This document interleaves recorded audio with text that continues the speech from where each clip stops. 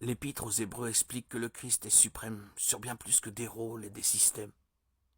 Hébreux 1.3 dit « Le Fils est le reflet de sa gloire et l'empreinte de sa personne, et il soutient toutes choses par sa parole puissante. » De même, Colossiens 2.9 dit « Car en lui habite corporellement toute la plénitude de la divinité. » Essentiellement, Jésus est Dieu.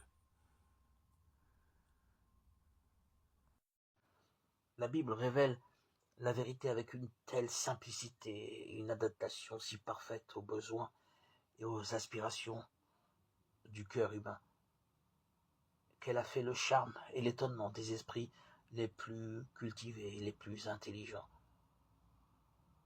D'autre part, elle met les humbles et les illettrés à même de comprendre le chemin du salut. Et pourtant, ces vérités, si simplement exprimées, traitent de sujets si élevés, si profonds et tellement inaccessibles aux facultés humaines que nous ne pouvons les accepter que parce que c'est Dieu qui a parlé. Ainsi, le plan du salut nous est révélé de telle manière que chacun d'entre nous peut comprendre ce qu'est la repentance envers Dieu et la foi en notre Seigneur Jésus-Christ, et ainsi s'engager dans cette voie pour être sauvé. Le Sauveur nous offre le salut à tous et à toutes. Mystère qui confond celui qui cherche sincèrement la vérité, mais lui inspire la foi et le respect. Plus le croyant, le fidèle, sonde la Bible, plus ferme alors est sa conviction qu'elle est la parole de Dieu.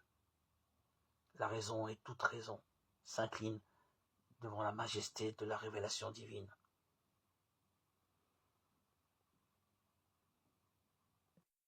On objecte parfois que le sacrifice pascal n'était pas considéré comme une expiation, mais que l'expiation était assurée pour les Juifs par les sacrifices de Yom Kippour, le jour des expiations, le jour du grand pardon. Par conséquent, Jésus, qui a été tué à la Pâque et qui est appelé notre Pâque dans le Nouveau Testament, ne pouvait pas être une expiation pour le péché. Il y a deux façons de contrer cette objection. La première consiste simplement à montrer comment Jésus a également accompli le symbolisme de Yom Kippour, le jour du grand pardon. Jésus a porté nos péchés dans son propre corps, 1 Pierre 2.24, et a goûté la mort pour tout homme, Hébreux 2.9. Ce faisant, il a offert un meilleur sacrifice que ceux de Yom Kippour. Meilleur parce que le sacrifice du Christ était permanent, volontaire, et ne couvrait pas seulement le péché, mais le supprimait complètement, Hébreux 9.1.14. La deuxième réponse consiste à souligner que la tradition juive considérait effectivement le sacrifice de la Pâque comme expiatoire, c'est-à-dire que l'agneau soustrayait le péché au regard de Dieu. L'agneau de la Pâque est mort sous la colère de Dieu, couvrant ainsi les péchés de celui qui l'offrait. Voici ce qu'en dit un commentateur connu du judaïsme, Rashi, commentateur juif médiéval très respecté, aujourd'hui encore et étudié. Je vois le sang pascal et je te fais propitiation. Je prends pitié de vous grâce au sang pascal et au sang de la circoncision, et je fais propitiation pour vos âmes. Explication et commentaire de Rashi, 15, 35b, 35a.